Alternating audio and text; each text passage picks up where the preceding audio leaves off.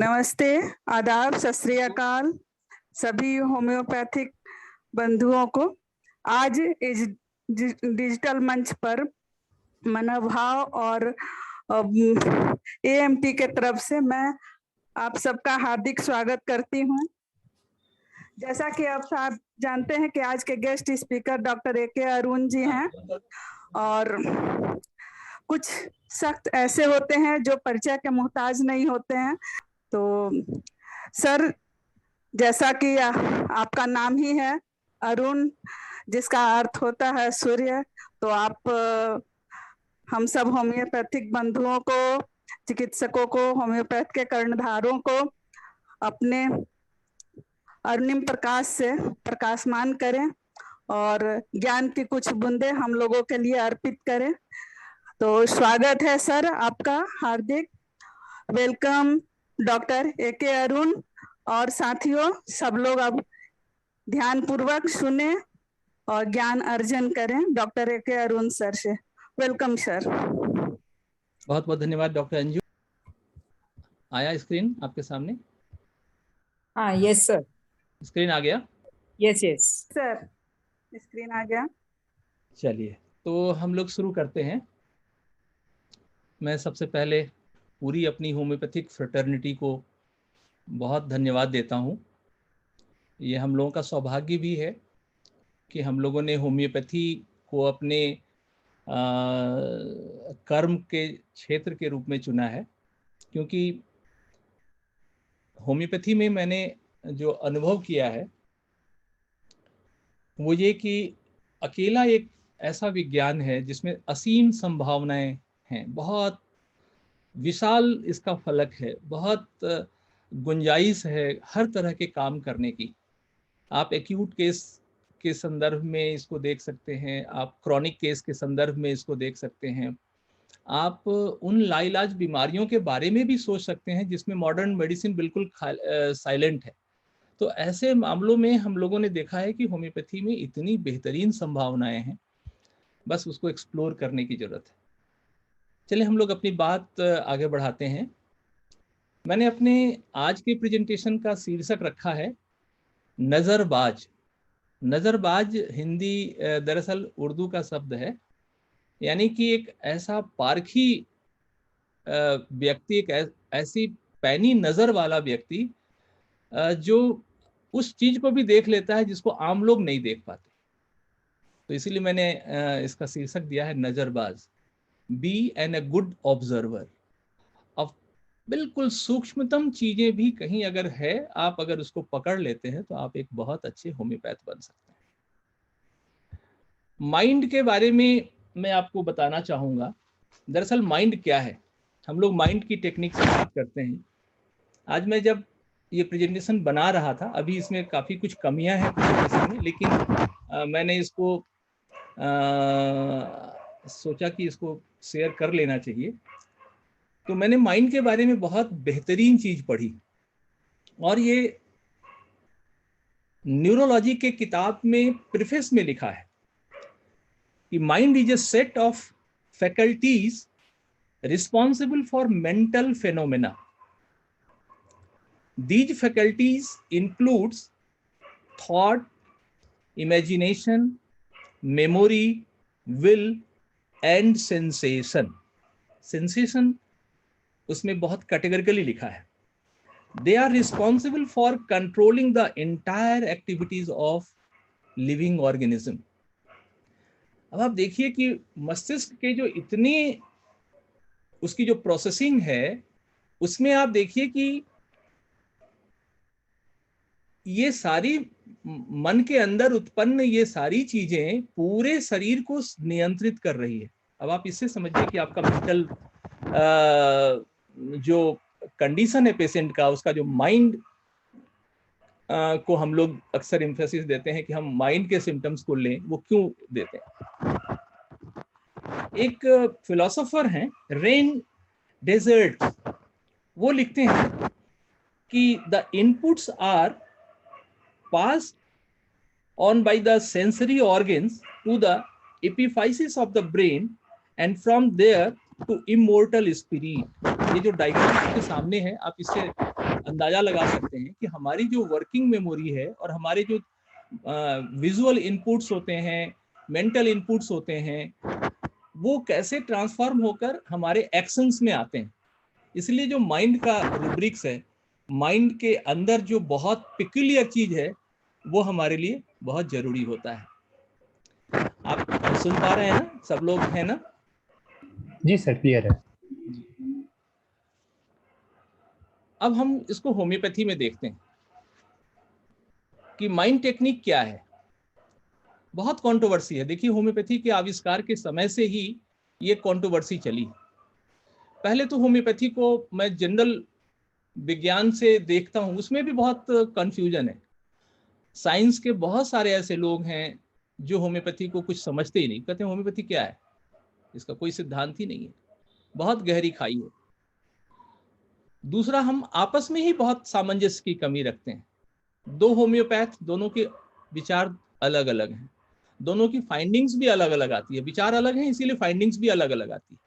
लेकिन यहाँ एक अच्छी बात यह है कि होम्योपैथी में माइंड टेक्निक को समझकर ट्रीटमेंट करने वाले दो अलग अलग डॉक्टरों की रेमेडी एक आएगी। जैसे डॉक्टर संकरन सेंसेशन मेथड से काम करते हैं, डॉक्टर सहगल जो 3P का जो सिद्धांत है या डॉक्टर सहगल को मानने वाले उस पर काम करते हैं। अगर आप ऑनेस्टली इन दोनों की प्रैक्टिस देखेंगे तो लगभग दोनों की दवाइयां आसपास आएंगी, उसमें काफी कुछ समानता दिखेगी।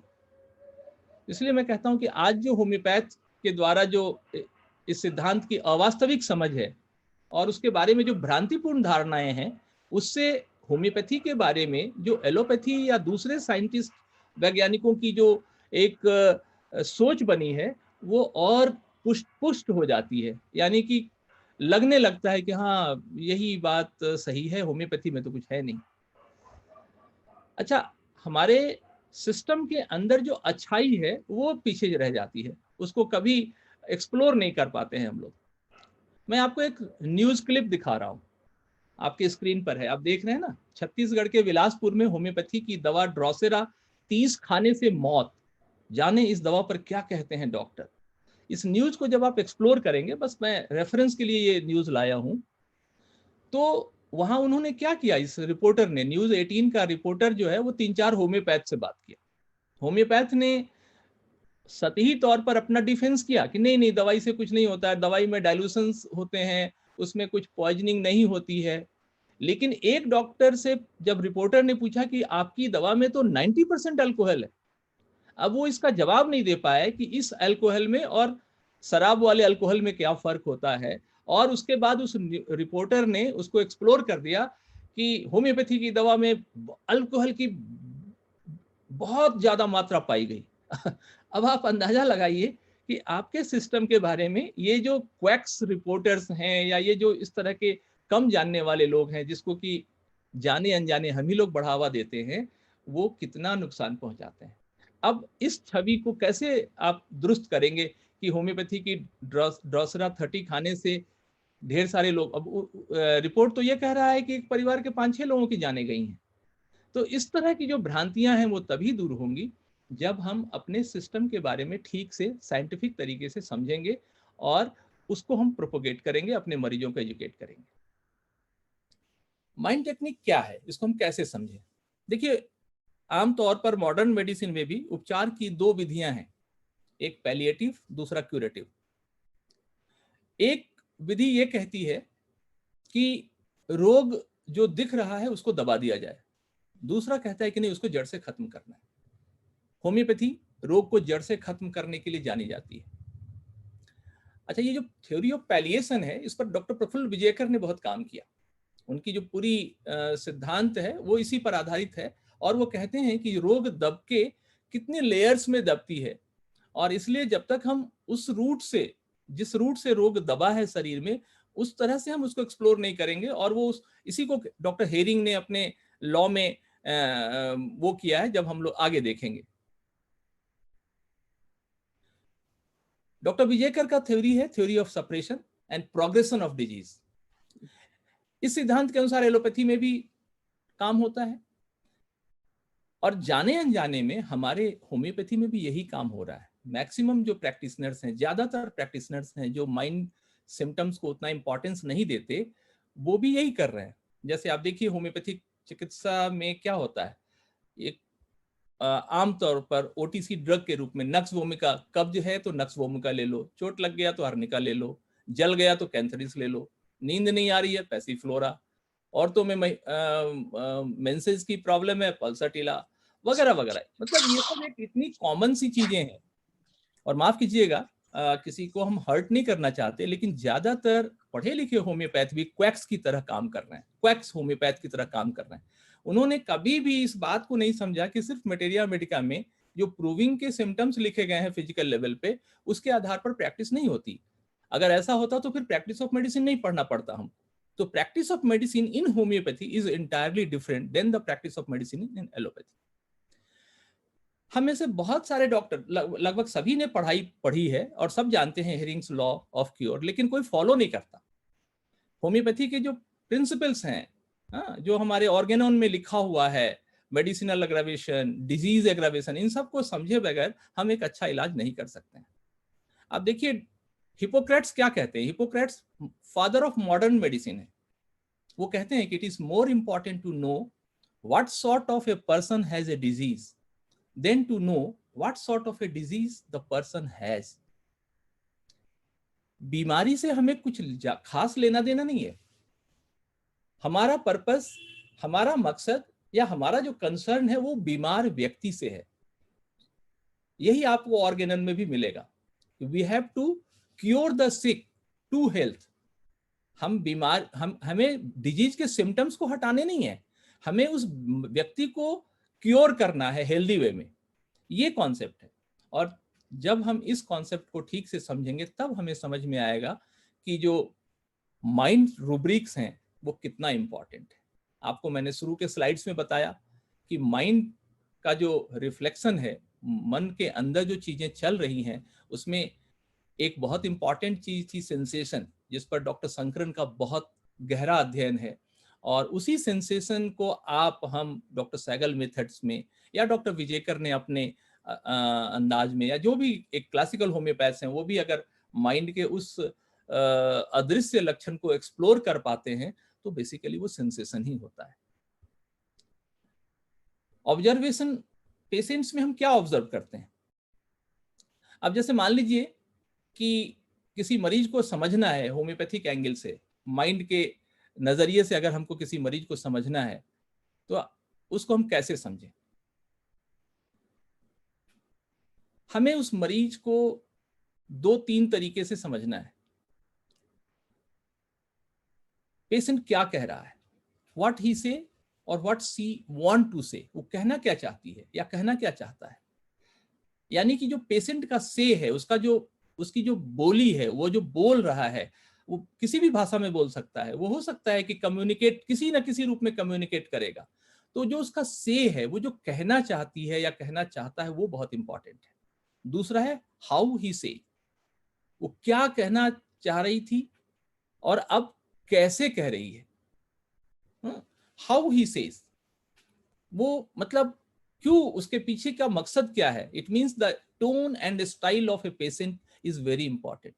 यही हम माइंड रूब्रिक्स को गैदर करने में देखते हैं कि पेशेंट का टोन क्या है, वो किस अंदाज में बोल रहा है। It may also includes the gesture. कभी कभी आप देखेंगे कि मरीज नहीं बोल पाएगा तो बोलेगा डॉक्टर साहब समझ रहे हैं ना, आप समझ रहे हैं ना, और वो गेस्चर करेगा कुछ इस तरह का, बॉडी अपने हाथ से कुछ आपको वो कुछ एक्शन करके दिखाएगा। ये भी बहुत इंपॉर्टेंट है जब आप एक पेशेंट को इस रूप में देखेंगे।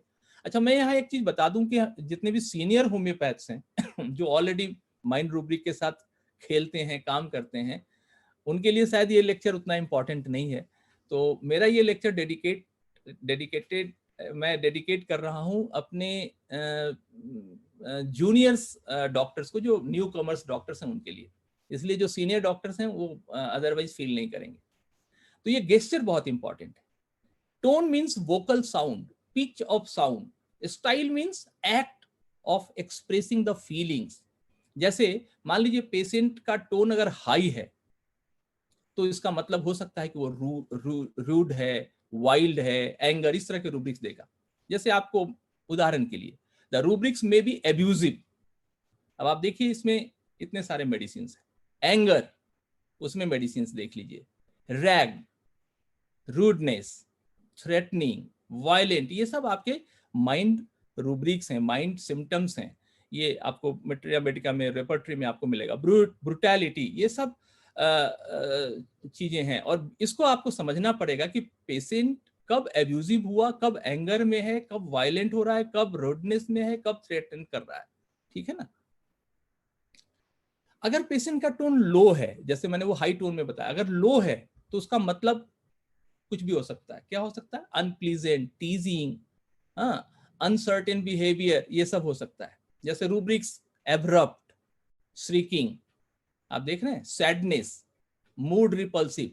अगर उसका टोन लो है तो आपको ये सब रूब्रिक्स मिलेंगे। आप आसानी से इस तरीके से होम्योपैथी में समझ सकते हैं रूब्रिक्स को कैसे लेना है, आप समझ सकते हैं। लेमेंटिंग, मोर्निंग, ये सब लो टोन वाले मरीज के रूब्रिक्स हैं। अगर पेशेंट का टोन बहुत फाइन है, बहुत पोलाइट तरीके से बोल रहा है, बड़ा मीठा बोल रहा है, तो अगर उसका अंदाज रिस्पेक्टफुल है, पोलाइट है, कर्सियस है, तो रूब्रिक्स क्या होंगे? Contented, affectionate, laughing, smiling, cheerful, fabulous, playful, reverence, yielding, timidity, ये सारे। तो अब आप देखिए कि सिर्फ मरीज के टोन से रूब्रिक्स बदल गए। अगर आपने उस टोन को ओवरलुक कर दिया, अगर आपने उस टोन को ठीक से नहीं समझा, तो फिर आप मिस कर जाएंगे। और क्या मिस करेंगे? असली चीज मिस कर जाएंगे। उसके बाद तो पूरा डायरेक्शन ही चेंज हो जाएगा, आप सही दवा तक पहुंच ही नहीं पाएंगे। पेशेंट क्या कह रहा है? If a patient say that I can't bear this pain anymore, कहता है डॉक्टर साहब इस दर्द को अब मैं इससे ज्यादा सह नहीं सकता, it means he is emphasizing about his or her condition. Now see what we understand from patients in our mind technique. If his tone would be high or louder and style of saying is retaliating, we can interpret it as a impatient. मान लीजिए कि वो बहुत ऊंचे आवाज में बोल रहा है और थोड़ा सा रिटेलिएट कर रहा है, तो हम उसको समझ सकते हैं कि he is impatient. Anger, rack, ये सारे रूब्रिक्स आपको दिखेंगे। अब्यूजिव, पेन ड्यूरिंग, ये सब रूब्रिक्स आपको रेपर्टरी में मिलता है। तो कौन से रूब्रिक को कहाँ लेना है, कैसे लेना है? और देखिए इसमें एक चीज है कि हमें लीड नहीं करना है। आप पेशेंट जो कह रहा है आप उसको ही रेपर्टरी के लैंग्वेज में कन्वर्ट कीजिए। आप अपनी बुद्धि लगाएंगे तो आप मिसलीड हो जाएंगे, आप गलत रास्ते पे जाएंगे, सही दवा तक नहीं पहुंचेंगे।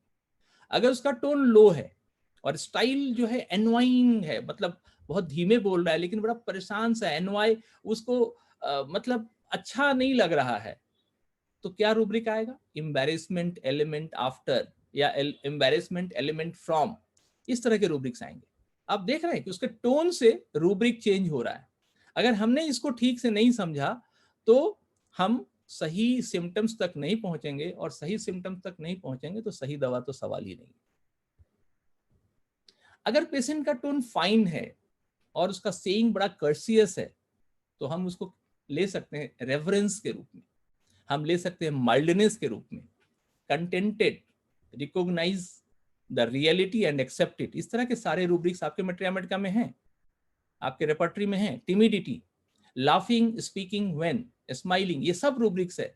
अगर उसका टोन फाइन है और बड़ा कर्सियस, बड़ी बड़ी बड़ी बड़ी अदब से बातें रख रहा है, तो ये सब रूब्रिक्स आपके सामने आएंगे।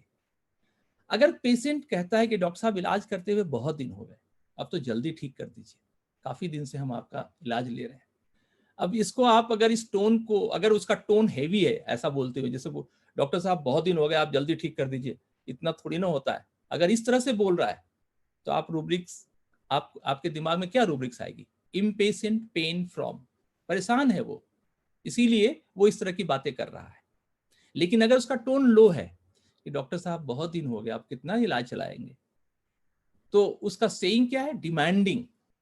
हाँ, फिर क्या रूब्रिक आएगा? Shrieking, aid for, delirium, crying, help for, ये सब रूब्रिक्स आएंगे। सॉरी। तो आप देखिए कि सिर्फ मरीज के टोन से आपको नए नए रूब्रिक्स मिल रहे हैं। अगर उसका टोन फाइन है या माइल्ड है और स्टाइल ऑफ सेइंग रिक्वेस्टिंग है, अगर वो बहुत प्यार से कुछ मांगने के अंदाज में बातें कर रहा है, तो आपको रूब्रिक्स मिलेंगे। प्रेइंग, बेगिंग, डेल्यूजन्स, ये सब मिलेंगे। Delusions help. इसी तरह से कभी कभी पेशेंट्स बड़ा रूड हो जाता है बात करते करते, और उसका जो सेइंग जो होता है वो भी लगभग बड़ा, आपको लगेगा कि आज ऐसे कैसे बोल रहा है। उसमें आपको ये सब रूब्रिक मिलेंगे। Shrieking, anger, anguish, सेंसोरियस, discontented, disgust, ये सारे रूब्रिक्स हैं। तो हमें कौन सा रूब्रिक कब लेना है, कौन सा रूब्रिक हमारा चॉइस नहीं है, सारा चॉइस मरीज का है।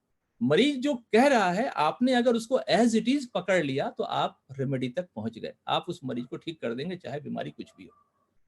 ऐसे ही अगर पेशेंट का टोन माइल्ड है और उसका जो सेइंग है वो अनसेटिस्फैक्ट्री है, मतलब वो कुछ कह रहा है डॉक्टर साहब मजा नहीं आ रहा है, हाँ मीठे मीठे बोल रहा है लेकिन वो कह रहा है डॉक्टर साहब कुछ मजा नहीं आ रहा है, कुछ अच्छा नहीं लग रहा है, जमा नहीं कुछ, तो आप देखिए complaining, objective reasonable, change desire for, content quickly, मतलब ये सब रूब्रिक्स आपको मिलते हैं। तो आप देख रहे हैं ना कि हम सिर्फ मरीज के बोलने के अंदाज से नए नए रूब्रिक्स के साथ हमारा वास्ता पड़ता है, और ये रूब्रिक्स हमारे लिए डिसाइडिंग रूब्रिक्स होते हैं, यही हमें सही दवा तक लेके जाते हैं।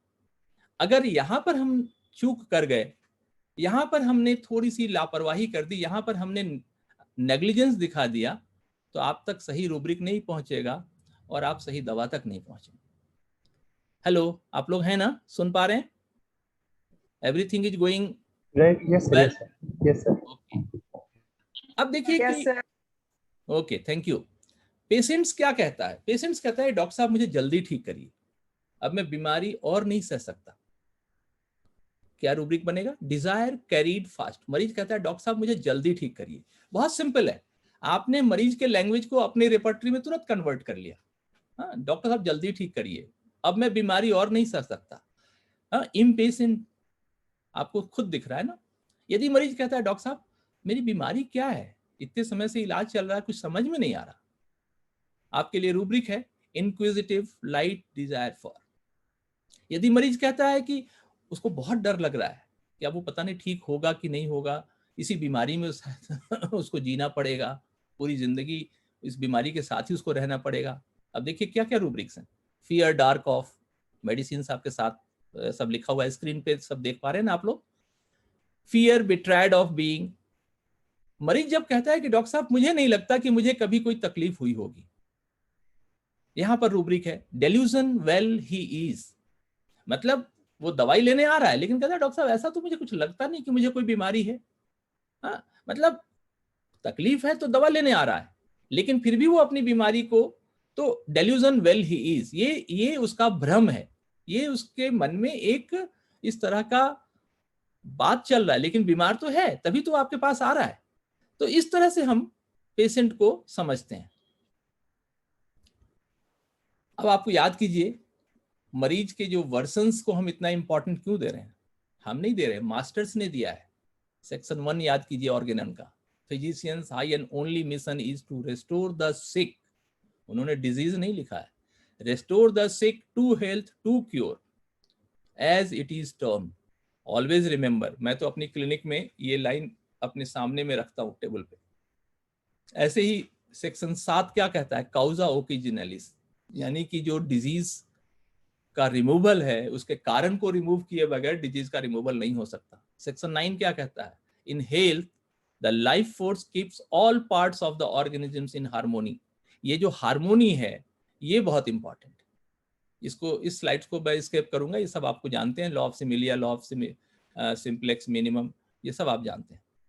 हेरिंग्स ने एक डायरेक्शन बताया है, हेरिंग्स ने हमें एक क्लू दिया है कि जब आप दवा दे रहे हैं और दवा का असर सही हो रहा है, इसको जांचने का तरीका है कि from upward to downward, most important organ to less important organ, ठीक है ना, सेंटर टू पेरिफेरी, ये जो हेरिंग्स लॉ है, इसी के आधार पर अगर ये इसके अपोजिट डायरेक्शन में काम करता है आपकी बहुत अच्छी दवा के बाद, तो आपको सोचना चाहिए कि कुछ ना कुछ मामला गड़बड़ है, यानी कि हम जो इलाज कर रहे हैं उसमें कुछ गड़बड़ी है। अगर वो इस लॉ को फॉलो कर रहा है तो क्योर है, अगर इसके अपोजिट है तो वो डिजीज का एग्रावेशन है, ये हमें समझना चाहिए। इस स्लाइड में आप देखिए कि डिजीज कैसे शिफ्ट करता है। जो पैलिएशन की बात डॉक्टर विजयकर कहते हैं थ्योरी ऑफ सपरेशन, उसमें वो यही कहते हैं कि डिजीज सबसे पहले मनुष्य के शरीर के ऊपरी सतह पे आता है, त्वचा है, ये सब। अभी आगे मैं उनका कॉन्सेप्ट भी बताऊंगा। तो पहले ऊपरी सतह पर बीमारी आती है, फिर ऑर्गेन्स को अफेक्ट करती है, फिर टिश्यूज को अफेक्ट करती है, फिर सेलुलर लेवल पे जाती है और फिर बाद में जेनेटिक लेवल पे जाती है। आप सोचिए कि जितने भी जेनेटिक डिजीजेज हैं, आखिर में कहीं ना कहीं से उनको एंट्री तो मिली होगी ना, और बीमारी जीन तक पहुंच गई, और डॉक्टर्स मॉडर्न मेडिसिन में कह दिया जाता है कि भाई जेनेटिक डिजीज है, कुछ हो नहीं सकता जी, मेंटेनेंस ट्रीटमेंट पे डाल देते हैं, स्टेरॉइड्स वगैरह डाल देते हैं। तो ये बेसिक कॉन्सेप्ट है, और मैं आपके सामने इसलिए ये सब बातें रख रहा हूं कि होम्योपैथी में अगर हमने ठीक तरीके से इलाज किया तो यकीन मानिए कि हम जेनेटिक डिजीज को भी डील कर सकते हैं, मैनेज कर सकते हैं। हालांकि एक बड़े रिसर्च की जरूरत है, एक बड़े गंभीर अध्ययन की जरूरत है। विजेकर का जो थ्योरी है, थ्योरी ऑफ सप्रेशन, वो ऐसे उसका एक डायग्रामिक रिप्रेजेंटेशन मैंने यहाँ रखा है, जो मैं अभी आपको समझा रहा था कि बीमारी सुपरफिशियल सतह पे, फिर एंडोडर्म, फिर कनेक्टिव टिश्यू को अफेक्ट करती है, फिर मेजोडर्मल लेयर पे, फिर न्यूरल लेवल पे, फिर न्यूरो एंडोक्राइनल लेवल पे, जिसको एपीयूडी सिस्टम बोलते हैं, उसके बाद फिर सेलुलर लेवल पे। और संयोग से, या जो भी कहिए, चैलेंजिंग एस्पेक्ट इसका ये है कि हमारे पास जो बीमारियां आती हैं वो लगभग न्यूरल लेवल पे या सेलुलर लेवल पे जो बीमारी होती है वो आती है कि डॉक्टर साहब अब दुनिया भर का इलाज तो हमने करा लिया, अब आप देखिए। और जितने भी ऑटो इम्यून डिजॉर्डर्स हैं, जितने भी मोटर न्यूरॉन डिजीजेज हैं, सब इसी लेवल पे हैं। तो आप समझिए कि हमारे सामने चुनौती कितनी गंभीर है, यानी कि हमारे पास जो टास्क है वो कितना बड़ा है। लेकिन हम अगर तैयार नहीं हैं, हम अगर ट्रेंड नहीं हैं, हम अगर इतना नहीं समझ पा रहे हैं, तो हम मरीज का ठीक से इलाज नहीं कर पाएंगे। डॉक्टर शंकरन भी यही बात कहते हैं। डॉक्टर शंकरन उसी चीज को अपने अंदाज में कहते हैं। उनका जो कॉन्सेप्ट है वो सेंसेशन का कॉन्सेप्ट है। डॉक्टर शंकरन कहते हैं कि बीमारी जो है ना, वो नाम जैसे कहते हैं ना, आपको एक्जिमा हो गया, सुपरफिशियल कुछ डर्मेटाइटिस हो गया, तो कहते हैं कि बीमारी का जो नाम है वो सुपरफिशियल लेवल, जो उसका फैक्ट है वो उसके नीचे का लेवल है कि भाई ये हुआ तो, लेकिन कैसे हुआ, तो that is the fact. Feeling third layer की बात करते हैं। ये सेंसेशन में उनका ये लैंग्वेज है कि जो फीलिंग है वो थर्ड लेयर को रिप्रेजेंट करता है, डेल्यूजन फोर्थ लेयर को रिप्रेजेंट करता है, सेंसेशन फिफ्थ लेयर को रिप्रेजेंट करता है। जितना डीप हो रहा है डिजीज, उस तरह से सिम्टम्स भी जा रहे हैं। सिक्स्थ एनर्जी के लेवल पर को डिनोट करता है, और सेवेंथ को सेवेंथ लेयर बोलते हैं। अब आप समझिए कि हम लोग सेंसेशन की जो बात करते हैं, डेल्यूजन के लेवल पे आके हमारा काम शुरू होता है। इसलिए माइंड के रूब्रिक को समझना बहुत जरूरी है, क्योंकि माइंड में सेंसेशन का जो एस्पेक्ट है वो बहुत इंपॉर्टेंट है। और यही डॉक्टर शंकरन भी कहते हैं, यही डॉक्टर एमएल सहगल ने भी कहा, यही हमारे जितने भी अच्छे मास्टर्स हैं उन्होंने कहा कि जो सेंसेशन है वो ट्रू जेन्युइन सिम्टम्स है, रिलायबल सिम्टम्स है, जिसको वो 3P में कहते हैं डॉक्टर सहगल। तो वो सेंसेशन का लेवल है, और उस सेंसेशन के लेवल को अगर हमने ठीक से पकड़ लिया मरीज में, तो हम सही तक पहुंच जाएंगे। अब मैं थोड़ा फास्ट भागूंगा, इसमें थोड़ा सा डायग्रामेटिक रिप्रेजेंटेशन है, ये स्लाइड्स में आपको दे दूंगा। आप देखिए कि जो एक्टोडर्म लेवल पर, यानी कि सुपरफिशियल लेवल पर अलग अलग ऑर्गन्स में ये सिम्टम्स हमने लिखा है, जैसे ओटाइटिस मीडिया कान का है। तीनों मियाज्म में इसको मैंने करने की कोशिश की है। सपोरेटिव ओटाइटिस मीडिया या टिम्पेनिक मेम्ब्रेन में जो परफोरेशन होता है, ये सब ईयर के, आईज के कंजंक्टिवाइटिस, ये सब फर्स्ट लेयर के डिजीज हैं। हाँ, लिप्स एंड पैलेट्स में इन्फ्लामेशन, एप्थी जो छाले वाले हो जाते हैं, मुंह में जो घाव हो जाते हैं, अल्सर होता है। स्किन की एपिडर्मिस में जो डर्मेटाइटिस, एक्जिमा, बॉयल्स, ये सब जितने भी हैं, ये सब फर्स्ट लेयर के डिजीज हैं। और अगर आपके इलाज से वो डाउनवर्ड या जो हेरिंग लॉ को फॉलो कर रहा है, तो आप समझिए कि वो ठीक हो रहा है। ऐसे ही सेकेंड लेयर में आप देखेंगे तो अलग, जैसे लीवर और बाइल का है, तो हेपेटाइटिस वगैरह ये सब एंडोडर्म डर्मल लेयर का डिजीज है, गॉल स्टोन इंडोडर्मल लेयर का है, सिरोसिस ऑफ लीवर या डिजेनरेटिव लीवर, ये सब डर्मल लेयर का डिजीज है। ऐसे ही आप अगर रेस्पिरेटरी ट्रैक्ट में देखेंगे तो अस्थमा, ब्रोंकाइटिस, ये सब क्रॉनिक कैटर, जितने भी इस तरह के डिजीज हैं, destructions of respiratory tract, destructions of nasal septum, ये सब सेकेंड लेयर के इंडोडर्मल लेयर के डिजीज हैं। ऐसे ही जब आप थर्ड लेयर में कनेक्टिव टिश्यू में डिजीज इन करता है तो आप देखेंगे कि पेशेंट्स के जितने भी एनीमिया के सिम्टम्स, रोमेटिक अर्थराइटिस के सिम्टम्स, ओटाइटिस के सिम्टम्स, एलोपीसिया के सिम्टम्स, ये सब कनेक्टिव टिश्यू से रिलेटेड हैं, यानी कि थर्ड लेयर पर डिजीज पेनिट्रेट कर चुका है।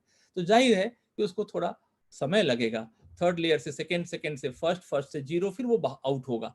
अगर उसको सेंटर टू पेरीफेरी अगर आप देखें उसके ट्रीटमेंट का, जितने भी हैं, लाइकन प्लैनस वगैरह भी लगभग इसी लेवल में आता है, लेकिन कुछ डॉक्टर्स लाइकन प्लैनस को डेल्यूजन के लेवल पे देखते हैं या फिर सेंसेशन के लेवल पे देखते हैं। बाद में चल के अगर लाइकन प्लैनस या सोराइसिस थोड़ा सा क्रॉनिक होता है तो ये सेलुलर लेवल पे भी जाता है, जो मॉडर्न मेडिसिन में लगभग लाइलाज माना जाता है।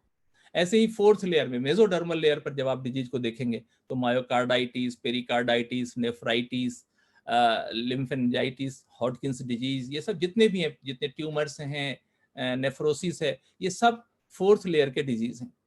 ऐसे ही फिफ्थ लेयर में न्यूरल लेवल पर आप देखेंगे जितने भी सेंट्रल नर्वस सिस्टम के, सेंसरी नर्वस सिस्टम के जो जितने भी डिजीज हैं, डायबिटीज है, ट्यूमर्स हैं, एपिलेप्सी है, पैरालिसिस है, ये सब इस लेवल के डिजीज हैं। न्यूरो इंडोक्राइनल लेवल पे जितने भी, जैसे अभी एपीयूडी मैंने बताया था, खास करके पैनक्रियास, थायराइड, पिट्यूटरी से संबंधित जितने भी डिजीज हैं, स्ट्रेस से रिलेटेड जितने भी डिजीज हैं, हाइपोथायरॉइड या हाइपरथायरॉइड, डायबिटीज, ये सब न्यूरो इंडोक्राइनल लेवल पे के माने जाते हैं। जो सेवेंथ लेवल का डिजीज है जो बहुत इंपॉर्टेंट है, जो सेवेंथ लेवल का डिजीज है जो बहुत इंपॉर्टेंट है, उसका साइजोफ्रेनिया, न्यूरोसिस, पेम्फिगस, एसएलई, ये सब, Alzheimer's, Parkinson's, ulcerative cancerous, leukaemia, ये सारे डिजीज सेवेंथ लेवल के डिजीज हैं, सेलुलर लेवल के डिजीज हैं, यानी कि इसके ट्रीटमेंट में वक्त लगेगा। आप अपने मरीज को ये आपको समझाना होगा कि ये सब इतनी जल्दी ठीक होने वाला नहीं है। और सच्चाई भी है कि उस लेयर से उसको ऊपर सातवें लेयर से बिल्कुल फर्स्ट लेयर तक आके खत्म होना, वो सेंटर टू पेरीफेरी अगर वो ट्रेवल करेगा तो वक्त लगेगा। तो आप अपने मरीज को ये समझा सकते हैं कि इस तरह के रोगों में हमें पेशेंस रखना चाहिए, और आपका जो क्लू है, आपका जो लिटमस पेपर है, वो ये कि वो हेरिंग्स लॉ को फॉलो कर रहा है कि नहीं। If it is following Hering's law and patient is feeling aggravations और patient is restless, आप उसको काउंसलिंग करके समझा दीजिए कि चिंता मत कीजिए, आपका बीमारी ठीक हो रहा है। अब आइए डॉक्टर सहगल का मेथड। डॉक्टर सहगल का मेथड क्या है? अब तक हमने विजयकर, डॉक्टर शंकरन सबके बारे में पढ़ा। अब डॉक्टर सहगल क्या कहते हैं? डॉक्टर सहगल मतलब डॉक्टर एमएल सहगल साहब ने 1985 में एक नए मेथड की बात की थी। 1986 में उनका पहला पेपर आया था, और पहला पेपर उनका बेलाडोना पे था। ब्राइनिया, स्ट्रामोनियम पे ग्रेजुअली उन्होंने पेपर्स प्रेजेंट किए थे, और उसके बाद से काफ़ी लोगों ने इसको समझना शुरू किया। Doctor Sankaran, doctor ML Sehgal के पास आए थे, और इस तरह से एक नए किस्म का कॉन्सेप्ट हमारे होम्योपैथी में आया। उसी को हम लोग 3P कॉन्सेप्ट कहते हैं, या माइंड रूब्रिक्स को और भी ज़्यादा ईजी बनाकर जो पेश किया गया, उसमें डॉक्टर सहगल ने कहा कि present, predominating and persisting symptoms को ले लीजिए, और उसके बाद उसके कोर को तलाश लीजिए, जो उसका सेंटर है, जो किंग पिन है, जो मुख्य खास बात है, उसको समझ लीजिए, तो आप सही दवा तक पहुंच जाएंगे, आप उस मरीज के लिए सही दवा निकाल पाएंगे। सहगल मेथड को हम कैसे यूज करते हैं? जैसे सपोज कीजिए कि पेशेंट कहता है कि doctor please take care of my problem seriously. ये कह रहा है कि डॉक्टर साहब जरा मेरे बीमारी को गंभीरता से देखिए, जरा समय दीजिए मुझ पर। This pain should must go. ये जो दर्द है ना डॉक्टर साहब, ये ठीक होना चाहिए। मैं बहुत थक गया हूँ, बहुत डॉक्टरों से इलाज करा लिया, मैं बहुत परेशान हूँ, मैं बहुत डरा हुआ हूँ इसकी वजह से। अगर आप इसको कन्वर्ट कीजिए रूब्रिक में तो कैसे करेंगे? Doctor please take care of my problem seriously. उसको अपनी बीमारी का डर है, फियर, सफरिंग ऑफ फियर, उसको डर है, ठीक है ना। एंड इसमें क्या जोड़ रहे हैं? आगे जोड़िए, वंस आई सिट डाउन, मरीज कह रहा है कि once I sit down it will difficult to me to get up. अरे डॉक्टर साहब इतना दर्द है कि अगर मैं बैठ गया ना तो उठा नहीं जाता, मन करता है कि नहीं अब बस ऐसे ही रहने दो, ठीक है ना, I want to remain in same position. इसको आप रूब्रिक में कन्वर्ट करेंगे, डिस्टर्ब एवर्स बीइंग। अब इन दो रूब्रिक को अगर आप मिला लेते हैं, जो डॉक्टर सहगल का मेथड है, तो आपके सामने मेडिसिन आती है Bryonia, fear suffering of and disturb averse being. लेकिन अगर पेशेंट थोड़ा सा आगे और उससे बात कीजिए और वो कहता है कि he is sluggish all over, feels he has dragged himself, कहता है कि डॉक्टर साहब मुझे लगता है ना कि मैं अब बस जहां बैठ गया हूं तो बैठ गया हूं, मुझे ना कोई खींचे या मुझे कोई खींच के ले जाए, हाँ, वो वाली स्थिति अगर उसकी आ गई है तो रूब्रिक क्या बनता है, टॉर्पर, और मेडिसिन क्या बन जाएगी, जेलसिमियम। अब आप देखिए कि जरा सा कहावत है ना कि खुदा नुक्ता के हेर फेर से खुदा जुदा हो जाता है। अगर आपने इस टॉर्पर को छोड़ दिया तो आप ब्रायनिया देके उस मरीज को ठीक नहीं कर पाएंगे, अगर वो टॉर्पर के स्टेज में है।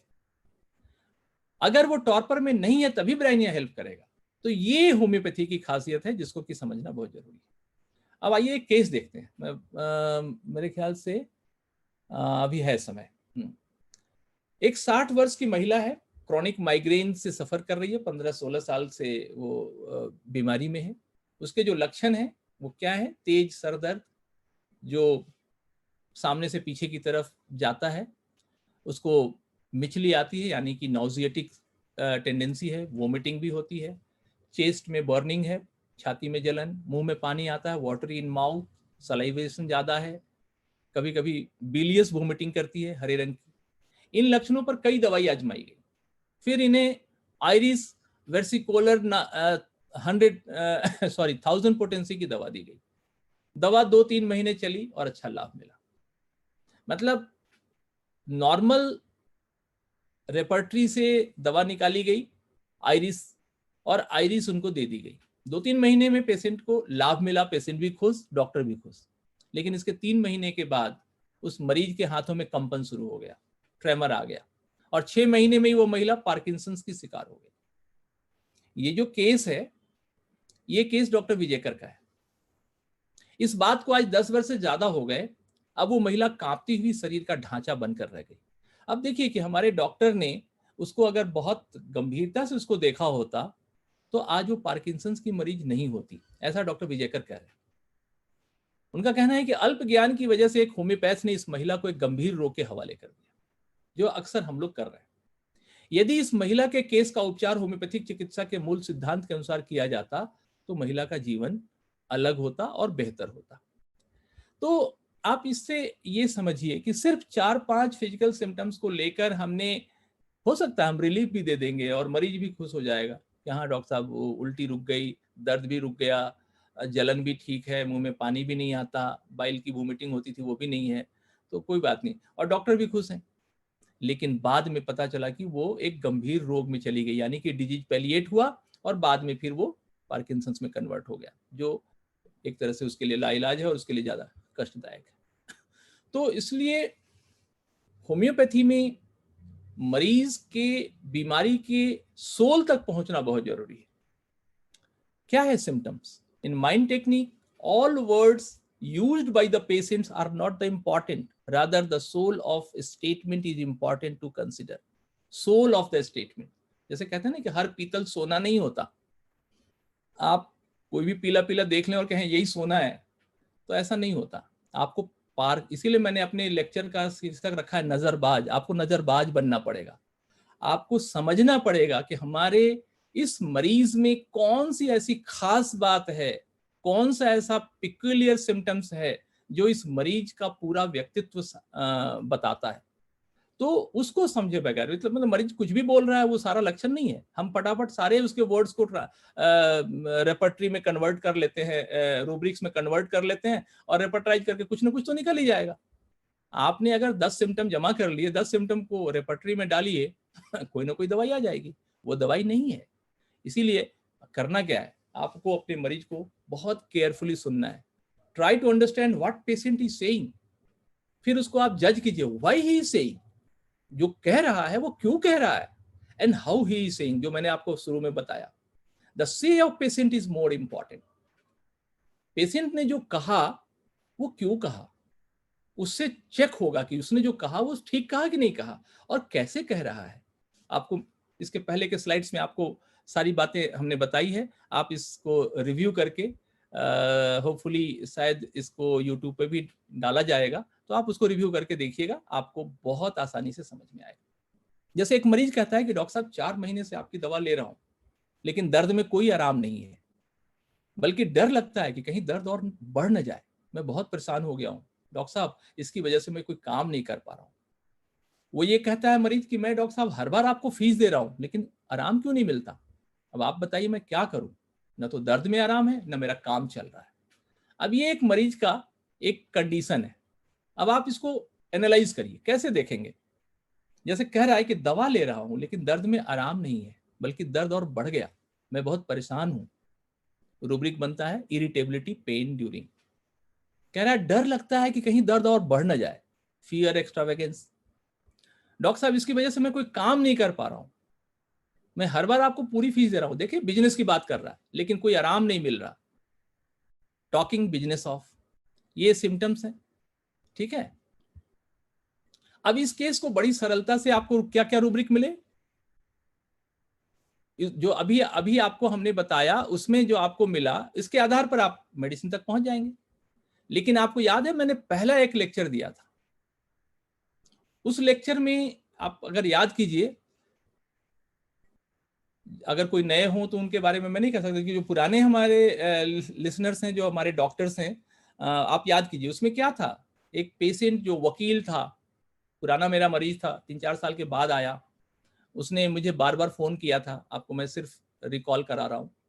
मैंने उसका फोन नहीं सुना क्योंकि वो एब्यूजिव था, गाली दे रहा था फोन पे, थोड़ा सा वो इसी तरह का मरीज था। तो मैंने जब उसका फोन नहीं सुना, फिर बाद में हमने उसका फोन बंद कर दिया।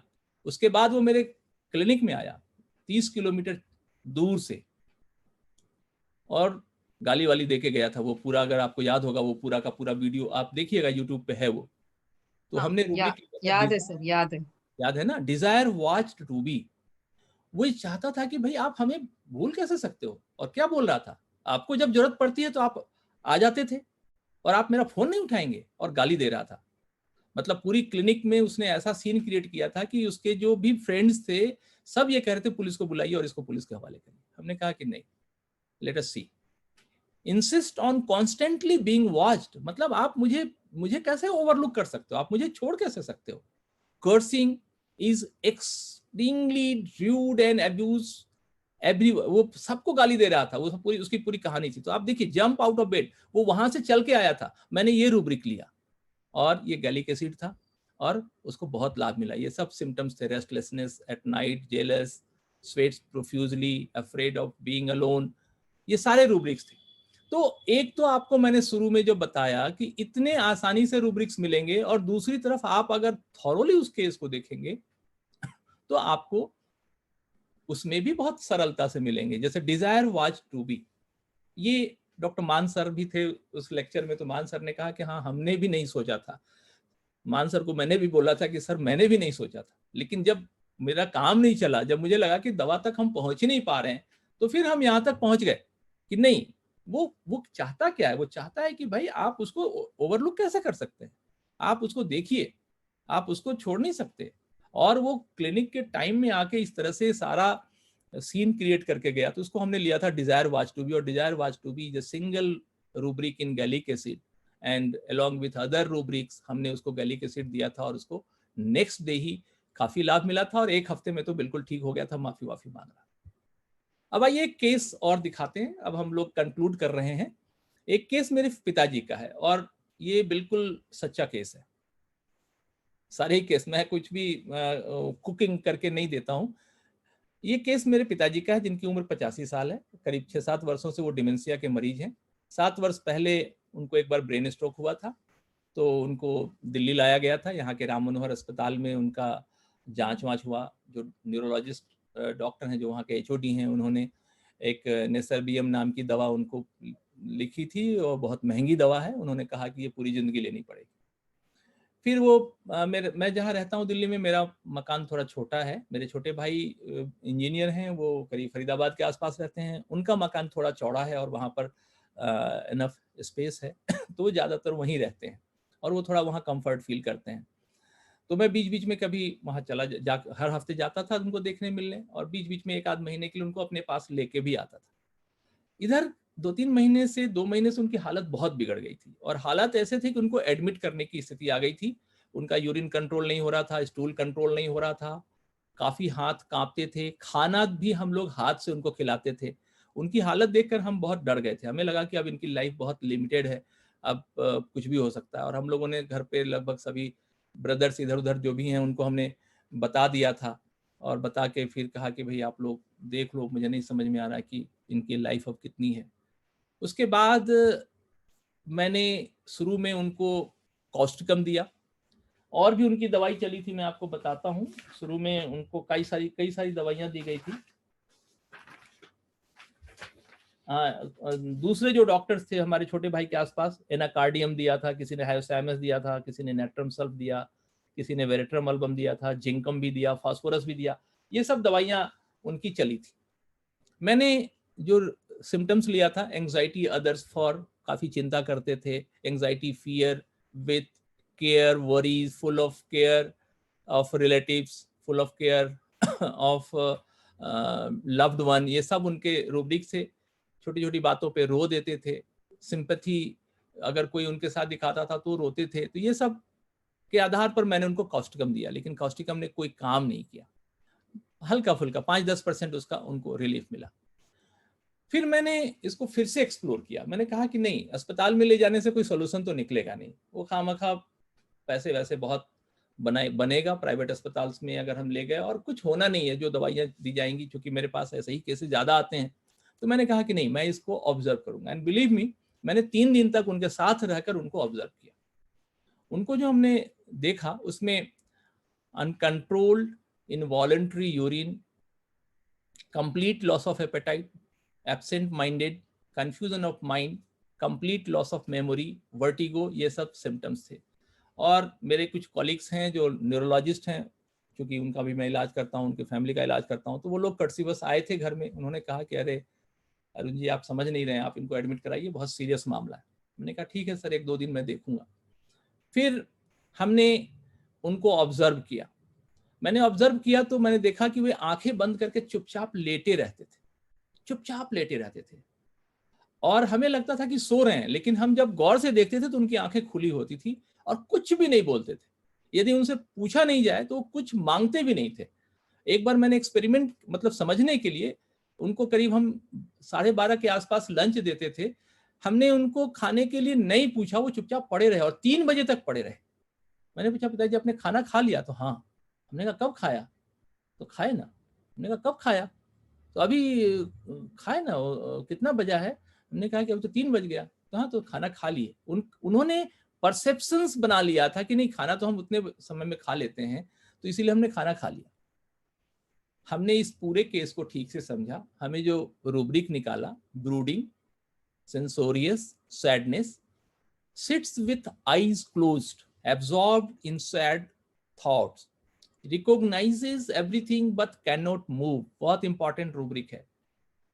Unconsciousness, awareness of surroundings, talk indispose to, desire to be silent, taciturn, ये सब रूब्रिक्स था। इसमें recognises everything but can not move.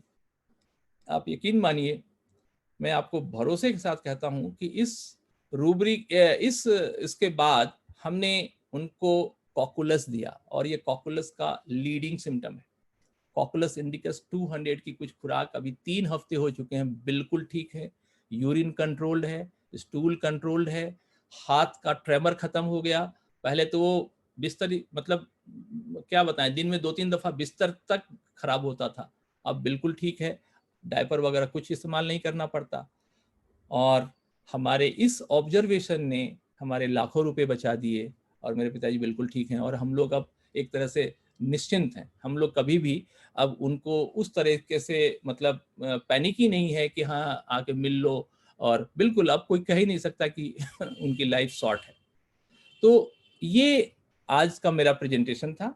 एक अंतिम स्लाइड, आपसे मैं रिक्वेस्ट करूंगा कि आप इस गाने को, 1-1.5 मिनट का है ये वीडियो क्लिप, ऑडियो क्लिप, आप इसको सुने, समझें, उसके बाद फिर मैं बात करूंगा, प्लीज। हमने बेपर्दा,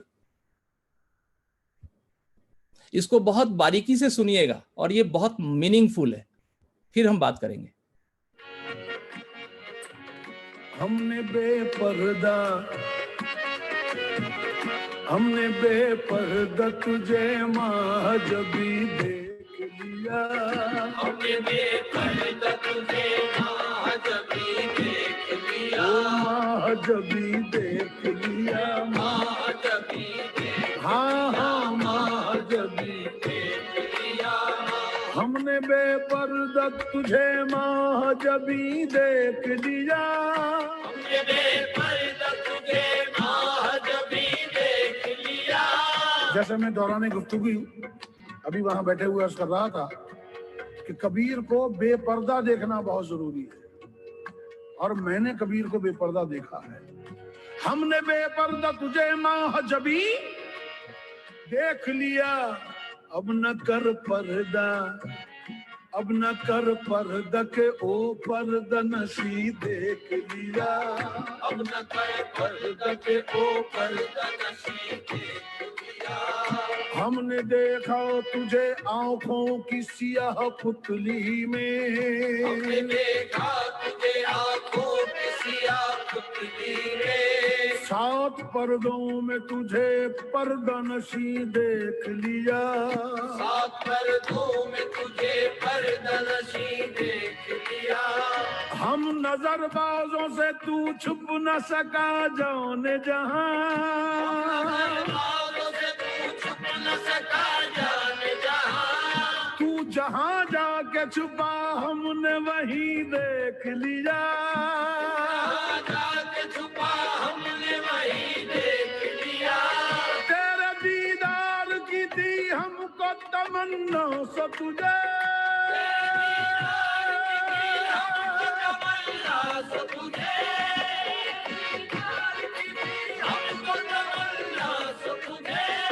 तेरे दीदार की थी हमको तमन्ना सो तुझे, लोग देखेंगे वहां, हमने यहीं देख लिया, हर लहज़ा बशकला उते अय्यार बरामद।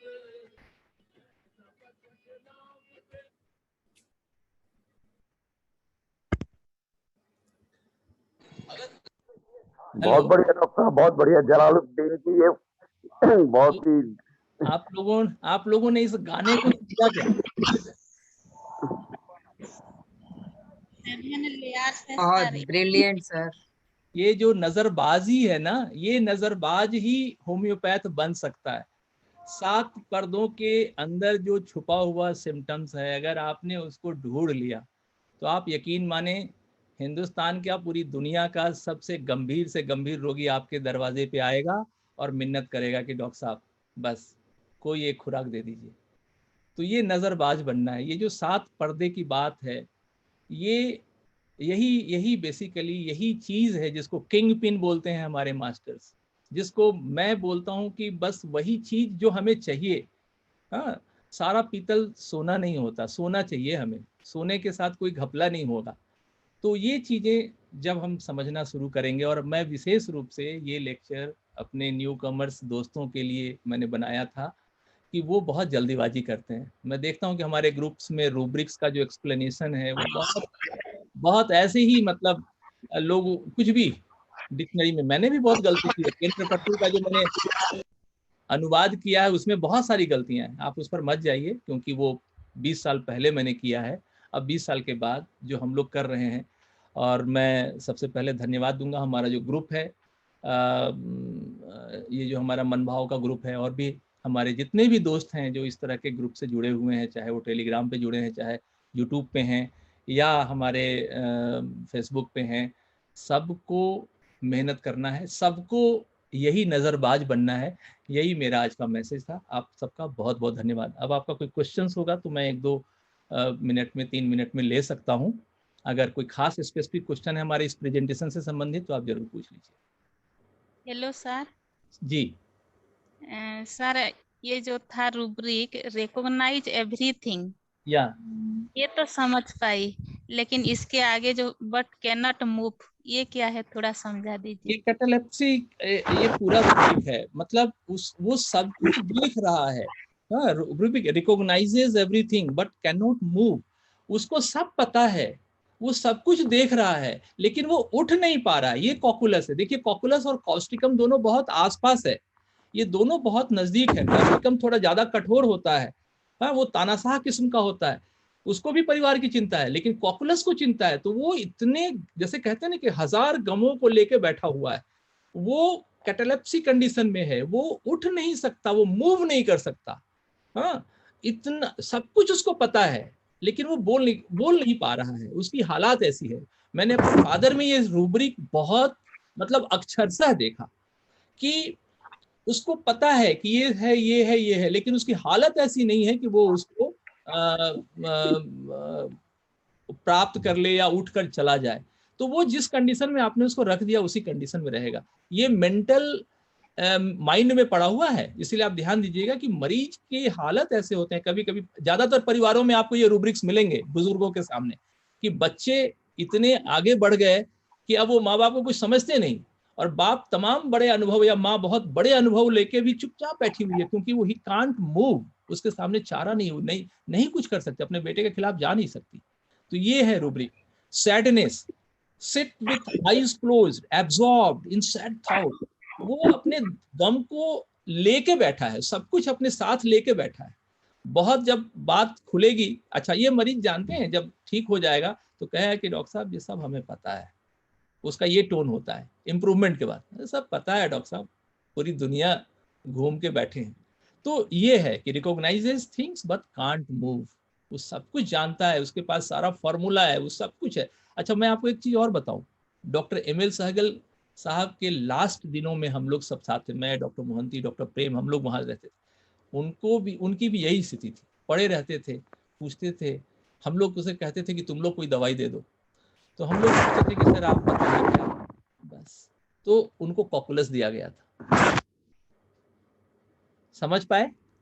जी सर, समझ। और कोई क्वेश्चन? बहुत जबरदस्त sir, thank you very much.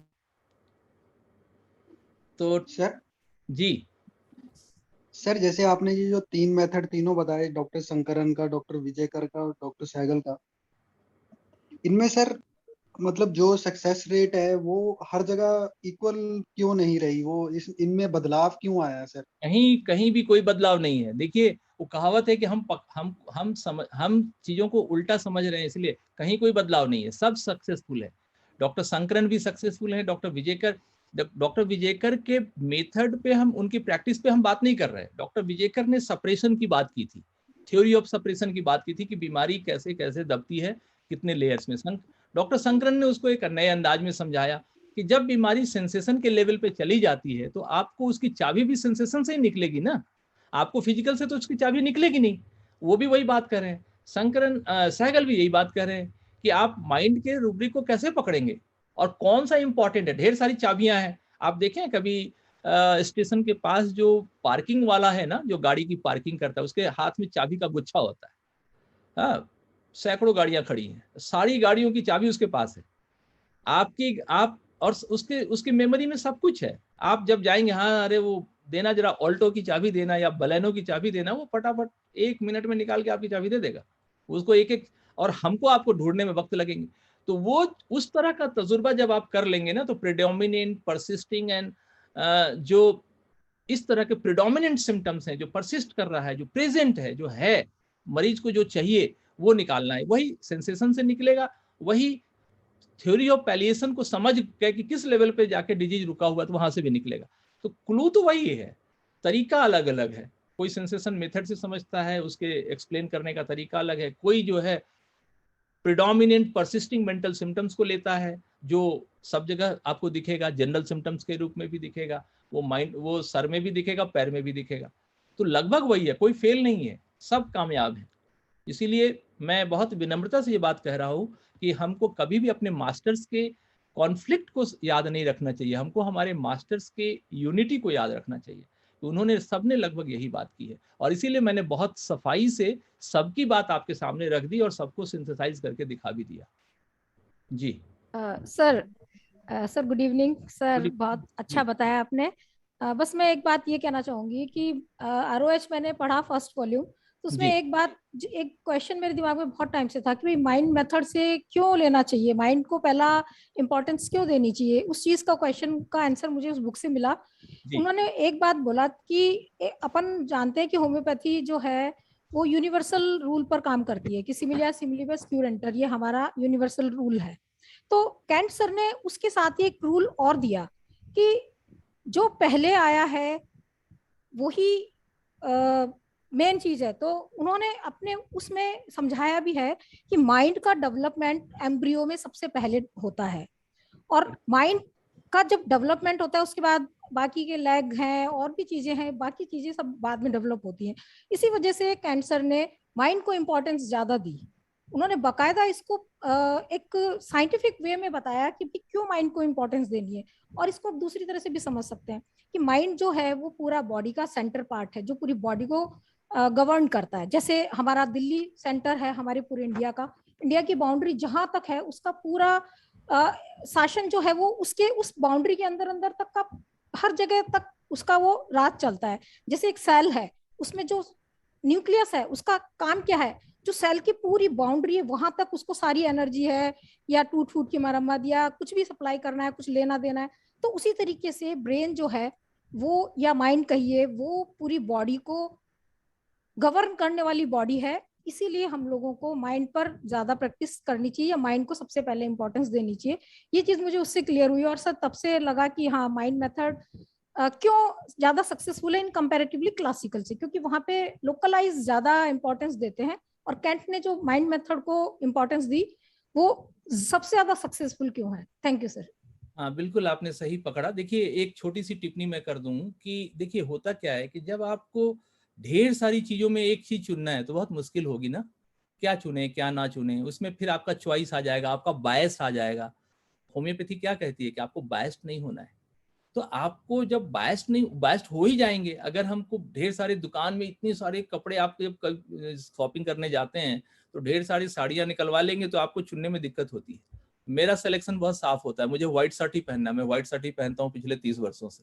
तो मैं जाता हूँ अपने मतलब के थान निकलवा लेता हूँ, उसमें से 10-12 शर्ट मेरे बन जाते हैं। मुझे 2 से 3 मिनट लगता है शॉपिंग करने, दुकानदार को भी पता है कि इनको क्या चाहिए, फटाफट निकाल के देता मैंने। तो जब आप अपने जिसको कहते हैं ना इलिमिनेशन, आप इलिमिनेट करेंगे। बाद में हम लोग रेपर्टरी में पढ़ते थे ना कि इसको इलिमिनेट करो, इसमें से इंक्लूजन एक्सक्लूजन, अब वो उसकी जरूरत ही नहीं पड़ेगी। आपने रिफाइंड सिम्टम्स अगर ले लिया, जिसको कहते हैं ना कि वन डिपेंडेबल मेंटल सिम्टम, उसको डॉक्टर सहगल हम लोगों को पढ़ाते थे और डॉक्टर शंकरन भी कहते थे कि 10 गधा चुनने से अच्छा एक घोड़ा चुन लो। तो वो बहुत सारे फजूल के सिम्टम्स में आप मगजमारी करेंगे, आपका टाइम वेस्ट होगा। आप एक घोड़ा चुन लीजिए, वो आपको सरपट दौड़ा के सही जगह पहुंचा देगा। तो केंट ने भी कहा है, हमारे सारे मास्टर्स ने कहा है, इवन डॉक्टर हेनीमैन की प्रूविंग्स पढ़िए आप, अगर क्रॉनिक डिजीज पढ़िए या मेटेरियल का प्यूरा पढ़िए, उसमें भी आपको इसके अस्क दिखेंगे कि कैसे वो माइंड के सिम्टम्स को इंपॉर्टेंस देते हैं। और फिजिकल में भी माइंड के सिम्टम्स ढूंढने की कला आपको आ जाएगी अगर आपने इस तरीके से इसको देखना शुरू किया। बहुत अच्छा लगा आप लोगों का पार्टिसिपेशन और आपका पेशेंस। मुझे लगता है कि हम लोग इसी तरह से धीरे धीरे अपने इस ग्रुप को और भी इनरिच करेंगे। जी सर, आज का क्लास तो बहुत इम्पोर्टेंट है हमारे लिए। चलिए, आप लोगों को मैं मानता हूं कि आज के क्लास में जितने भी लोग हैं उनमें से अगर 2, 4, 5, 10 लोग भी इसको पिकअप कर पाएंगे इस स्पिरिट को, तो मैं तो धन्य हूँ। मेरा सक्सेस, मैं 100% अपने आप को 100 में 100 नंबर दे दूंगा। बहुत कुछ समझ में आज आ गया सर। चलिए, बहुत बहुत धन्यवाद आपका। और कोई क्वेश्चन नहीं है तो हम इसको वाइंड अप करें, मेरे ख्याल से समय भी हो गया है और आज हम लगभग समय पर अपना लेक्चर पूरा कर चुके हैं। Doctor Anita ji, Seema ji. Yes sir, बहुत ही brilliant, amazing and right perspective. It's very important कि जो आप कह रहे थे कि हमारी अपनी यूनिटी नहीं होती, हम एक चीज फॉलो कर रहे हैं तो we criticise the other. So that's मतलब so much hard work, research Sir, our एक request masters है, have sir. done. जी जी So it was amazing that you gave the right perspective कि उनका mind technique से कैसे है doctor Vijayakar, doctor Sankaran, and very simply you told also हमें ये rubrics कैसे बनाने हैं. बहुत मज़ा आएगा और मुझे लगता है कि हम लोग बहुत जल्दी थोड़ा सा कुछ और मटेरियल के साथ आपके सामने आएंगे। हमारे अच्छे स्पीकर्स हैं, डॉक्टर मान सर हैं, डॉक्टर मथारू हैं, डॉक्टर भूपेंद्र जी हैं, बहुत अच्छे अच्छे पैनल्स हैं और भी नए नए टीचर्स जुड़ेंगे। बस आप लोग इंटरेस्ट बनाइए और ज़्यादा से ज़्यादा लोगों को कहिए। देखिए वो ये कहावत है ना, राम नाम की लूट है, लूट सको तो लूट। हम लोग तो फ्री में दे रहे हैं सब कुछ। धीरे धीरे धीरे धीरे जब बाजार में ये सब चीजें ज्यादा पूछी जाएगी तो इसी पे फिर टैक्स भी लगेगा। इसलिए अच्छा है कि शुरू में ही ज्यादा से ज्यादा पार्टिसिपेट करिए, इस ग्रुप को जोड़िए, इसके साथ और भी अपने फ्रेंड्स को जोड़िए। मेरा बस हम लोगों का एक ही मकसद है कि होम्योपैथी को जो डिजर्व करती है ये साइंस, मतलब कहते हैं ना कि मोस्ट सुपीरियर साइंस, उसको इतना इंफीरियर बना के रखा है, उसको हम लोगों को वहां पहुंचाना है। यही हमारा ट्रिब्यूट है हमारे मास्टर्स को, और हम यही अगर अपने इस दौर में कर पाएंगे तो बहुत बड़ी बात होगी। तो आज मेरे ख्याल से हम यहीं अपना ये लेक्चर समाप्त करते हैं। Okay, ma'am. Thank you, sir. Thank you.